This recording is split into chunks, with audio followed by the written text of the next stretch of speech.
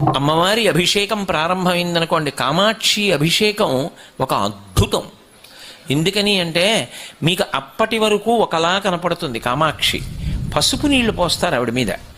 పసుపు నీళ్లు పొయ్యగానే నేను పరమ సత్యం చెప్తున్నా, రోమాంచితం అవుతుంది చూసేవాడికి. గాయత్రీ మంటపంలో కూర్చుని చూసే అదృష్టాన్ని పొందితే, అంటే దగ్గరగా గాయత్రీ మంటపంలో కూర్చుని చూస్తే మీరు పులకరించిపోతారు. ఎందుకో తెలుసా?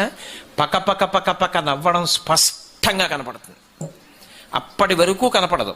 పసుపు నీళ్లు పొయ్యగానే ఆవిడ పాతివ్రత్యం, సువాసినిత్వం, ఎర్రగా ఇంత నవ్వు నవ్వుతుంది.